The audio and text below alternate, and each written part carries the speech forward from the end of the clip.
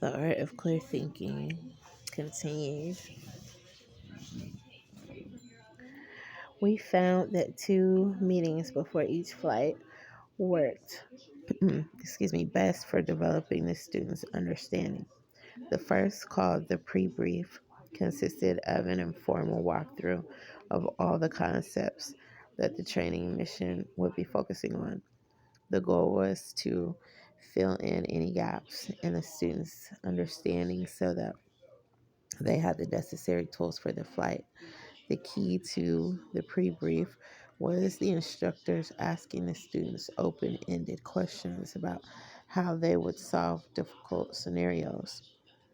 Often, students thought they had a good understanding about a concept, but it wasn't until they had to use it in a scenario that their shortcomings became evident. Once the students had demonstrated an understanding of a concept, we then introduced heuristics when flying time is of the essence. So anything we can do to shorten the amount of time it takes to make a decision is valuable.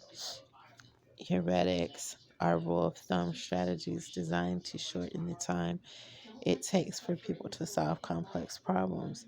It allows people to function without constantly stopping to think about their next course of action.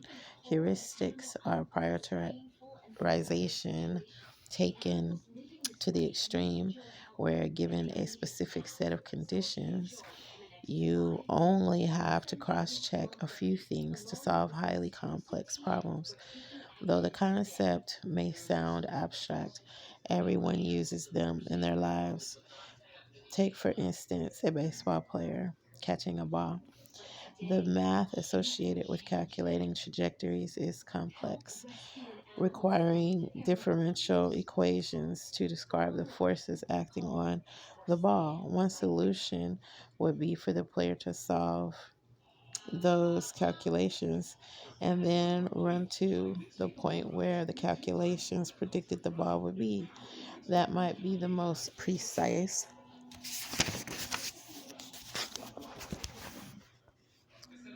solution, but the time it takes to do that renders the method com- useless, completely useless to the player.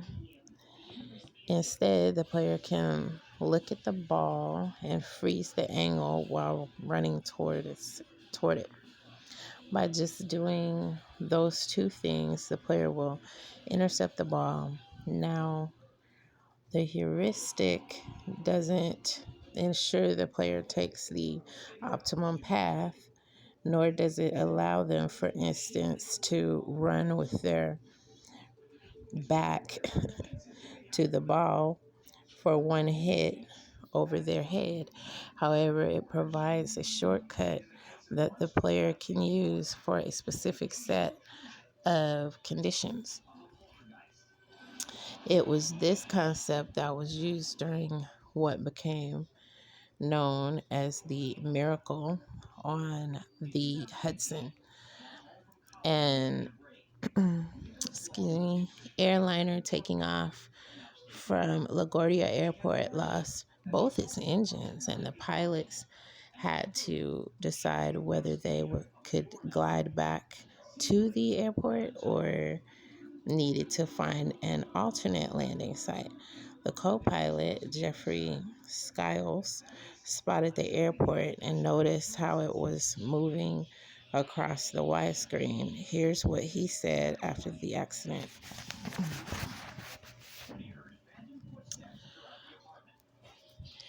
It is not so much a mathematical calculation as visual, in that when you fly an airplane, a point that you can't reach will actually rise in your windshield. A point that you are going to overfly will descend in your windshield. Because the airport was slowly moving up on the windshield as they flew toward it, he realized that they weren't going to make it. The caption, Sully Sullenberger, captain, was therefore able to rule out the airport and instead closer to land, close to land on the Hudson River, saving all on board.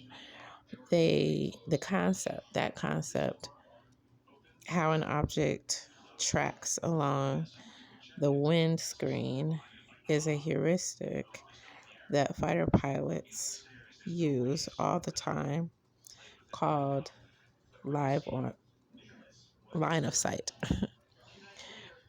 We're often trying to intercept other aircraft while putting ourselves in specific positions to employ our weapons. We don't have time to calculate the trajectories of the aircraft, so we use line of sight to understand how we're moving in relation to the other aircraft.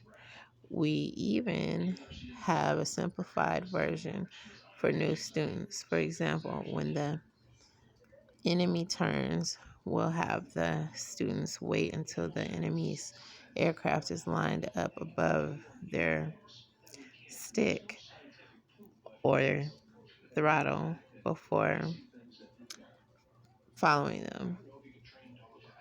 This allows them to maintain their range, allowing them to employ missiles while waiting for an optimal gun solution. On each training flight, they'll take a mental snapshot of the line of sight, and eventually they'll transition to the more advanced heuristic that works throughout a wider range of applications.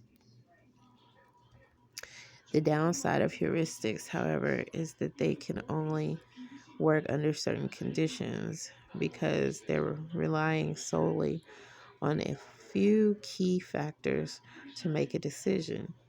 They're not as robust as fully understanding a concept.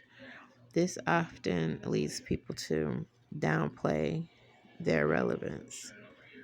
However, they should be seen as simply a tool that can aid in decision making. For example, when planning missions, we'll have what we refer to as a good idea cutoff line. During the mission planning process, there are often hundreds of people working together to achieve an objective. It's natural and even desirable that everyone bring forth their best ideas for solving the various problems. However, before the planning even starts, the commander will set a time when the plan will be frozen. At that point, no new ideas will be accepted and everyone will work to complete the current plan. Past experiences have shown that accepting new ideas after the good idea cutoff line, which is usually set about 2/3 of the way through the planning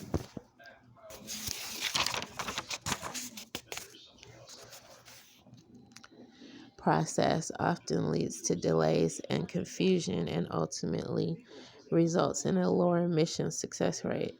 Of course, this is just a heuristic. If a great idea is brought forth toward the end of the planning process, or if there's something that hasn't been addressed that may lead to mission failure, the plan will likely be changed.